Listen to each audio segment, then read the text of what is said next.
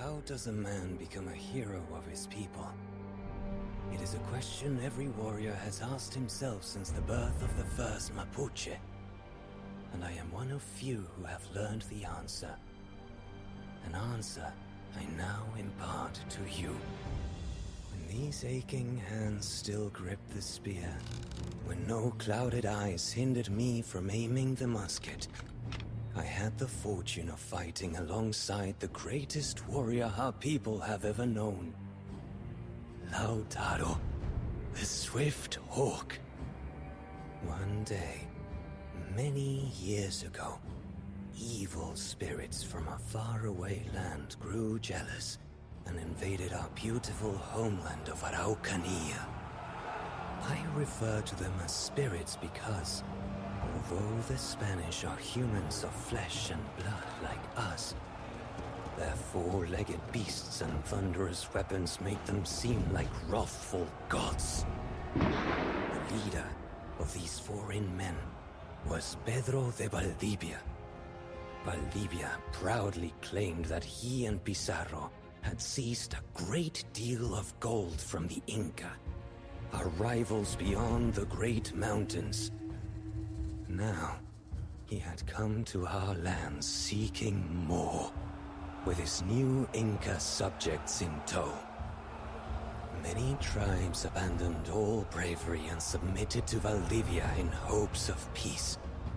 However, no matter how much land and gold he acquired, his insatiable greed could never be appeased. Every village that resisted him was burned to the ground, its people slaughtered like animals. Yet, a few remained defiant, including the village of Lautaro's father.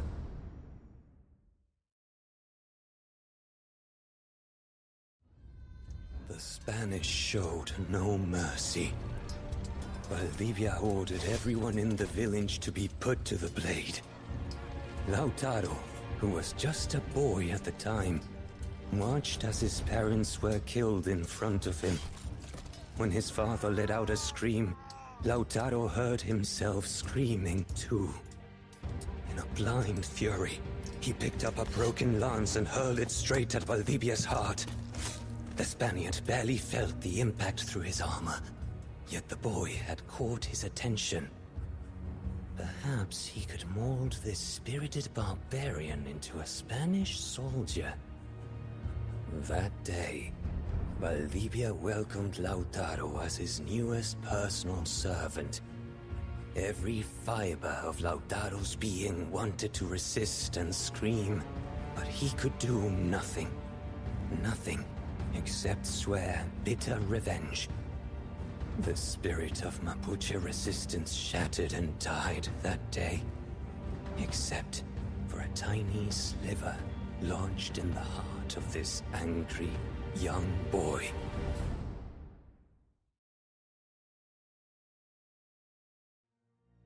Growing up under his master's watchful eye, Lautaro served Valdivia as he conquered the Mapuche homeland for his personal gain and the glory of Spain.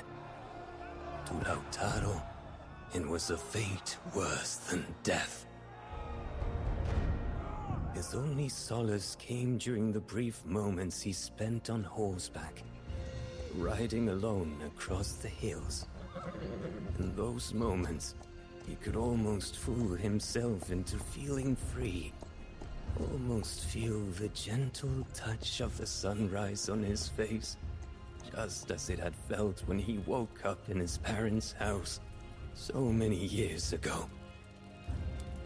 Yet, every time, those colorful memories quickly faded away, falling back into the gray depths of his soul, where only one thought kept him alive: his dream of exacting revenge on his captor.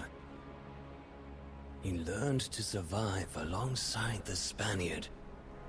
By never asking questions and only responding with "Sí, Don Valdivia," he managed to avoid punishment. Over the years, Valdivia mistook his compliance for a broken and loyal spirit. The conquistador trained him in horseback riding, the use of Spanish weapons and battlefield tactics. He intended for Lautaro to lead his native forces into battle, believing that a Mapuche boy wielding Spanish guns would terrify the locals.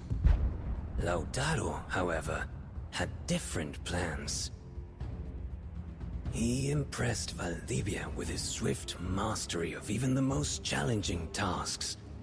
Yet, his only goal was to eventually use this knowledge against his master. After years of campaigning with the Spanish, he realized that they were no demigods. They bled. They died. They could be defeated. As Lautaro came of age, Valdivia gave him command of his native troops. It was the ultimate test of his loyalty.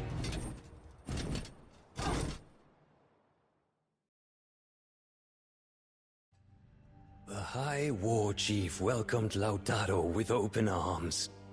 As the sun illuminated the lush valley, and the Puan trees swayed in a gentle breeze, it was as though the land and Lautaro breathed a single sigh of relief. He was home. Much like Valdivia, Caupolicán had found a potential figurehead in the young warrior. But unlike the Spaniard, he saw Lautaro not as a mere tool, but as an equal. While some whispered that Lautaro might be a Spanish spy, it took Caupolicán just a single glance to recognize the honesty in his eyes. He staked his reputation on the young man, making him his second in command after just a few weeks. Most Mapuche warriors quickly fell in line. After all, who were they to question Caupolicán, the man who, according to the stories, had the strength to hold up a tree trunk for a whole day and night?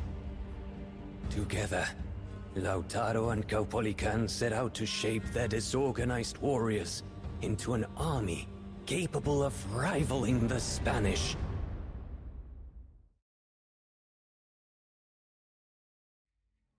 Organizing the men proved a difficult task. Many still suspected Lautaro of being a Spanish spy, and even those who trusted him were accustomed to fighting as solitary warriors rather than as parts of a unified force. To instill discipline and earn the trust of the skeptics, Caupolicán paired Lautaro with his greatest warrior. Galvarino was a fearless beast, equally quick to laughter as he was to anger.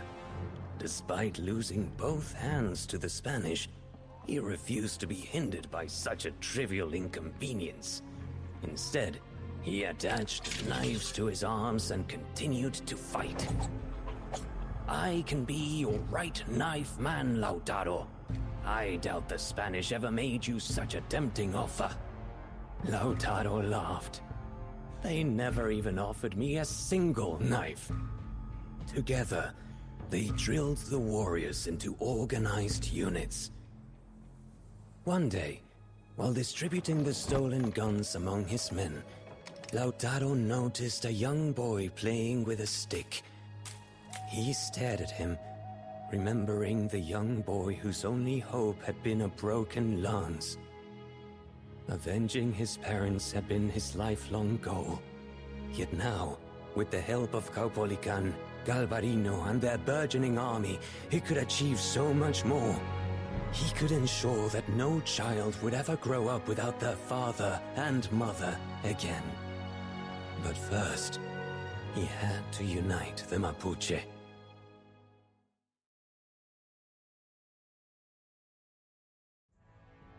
The decisive victory at Tucapel filled the Mapuche with renewed hope. They had learned to ride horses, use firearms, and coordinate their efforts on the battlefield. The warriors, who had once relied solely on their bravery, had transformed into a formidable army capable of outmaneuvering their foes. Lautaro's success echoed across Araucanía. Until now, Caupolicán had been the unwavering protector of his people, resisting the Spanish at every turn. However, when he saw the confidence Lautaro instilled in the warriors, he realized that his time had come. To everyone's surprise, he announced his decision to step down as High Chieftain. In his stead, he nominated a stunned Lautaro, a choice which was met with overwhelming cheers. When Lautaro approached to question him, Caupolicán said, "The spirits have been telling me this for a while now. You are our future."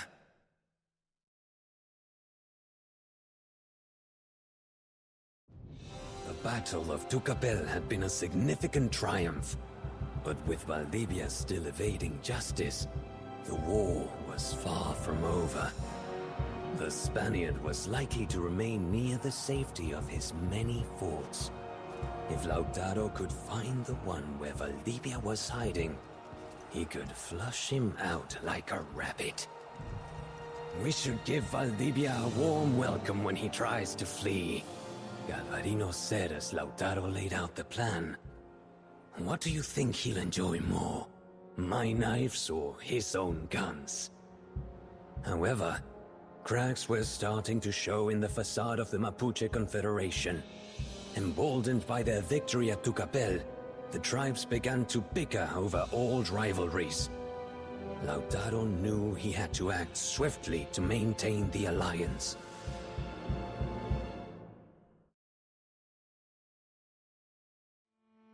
Was there such a thing as pain beyond pain? The charred remains of the fort were littered with the bodies of Mapuche warriors. Young men who had fought, bled, and died at Lautaro's command.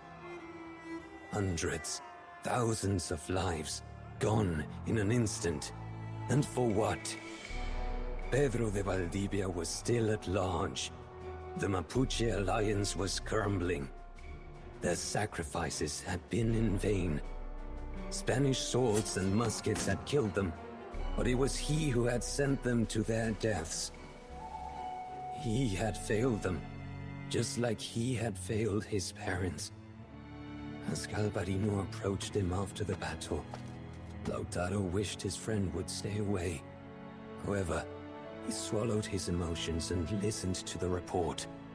"Our scouts say that Valdivia is building up his army at Santiago. We are running out of time." Lautaro struggled to breathe. "We are running out of men, too."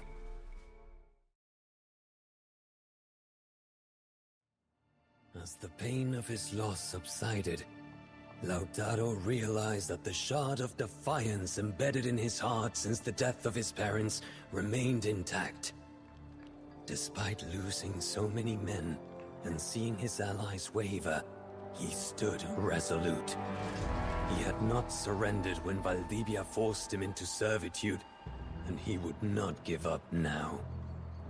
Caupolicán and Galvarino remained steadfast in their loyalty.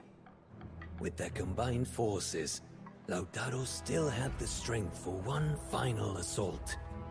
If they could take Santiago, Valdivia would have nowhere left to run. The Spanish would be crushed once and for all. As Lautaro assembled his army for the final march, he raised his spear and spoke to them in a voice that shook their very hearts. "Brave men, I have heard your grumblings of surrender and peace. But what will peace bring us?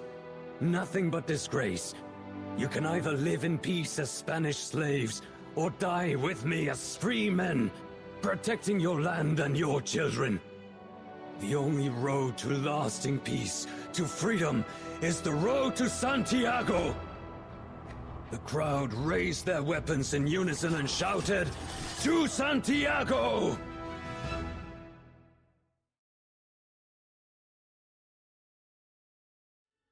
As their swords clashed on the battlefield, it felt as though time had stopped.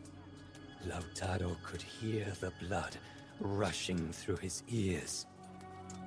Again and again, He swung his blade at Valdivia, the steel ringing out in a triumphant melody. He could see the fear in the Spaniard's eyes, and he relished every second of it. This is what he had lived for. He would avenge his parents, and no Mapuche child would ever grow up as an orphan again. When Valdivia's sword pierced his abdomen, Lautaro seized up. Yet his mind was so flooded with rage that he felt no pain. With a final swing, his sword struck true. The Spaniard's black eyes widened in shock. Before he could speak, he fell to the ground, his greedy spirit leaving his body. The hatred that had fueled Lautaro for so long seemed to evaporate. It was done. His life's mission was complete. Old memories flooded his mind, glimpses of a forgotten life. A young boy racing with friends, eating his mother's tortillas, swimming in the river on a hot day. As the momentary peace faded, Lautaro collapsed to the ground, overwhelmed by agony. Yet, as the blinding pain began to fade and his senses dimmed in his final moments, he knew he had succeeded. Lautaro died from his wounds that day, his oath to his parents and his people fulfilled. The Spanish fled our lands, and Caupolicán resumed his role as High Chief, with Galvarino as his second-in-command. The Mapuche had achieved a once unimaginable victory. If the Spanish dared to challenge them again, they would be ready to fight together as one. Yet, even though the man is gone, the memory of Lautaro lives on. Until the last Mapuche takes their final step in Araucanía, he will be remembered as the greatest hero our people have ever known. Let his example guide you in your struggle, young Conas. A hero fights where an ordinary man gives up.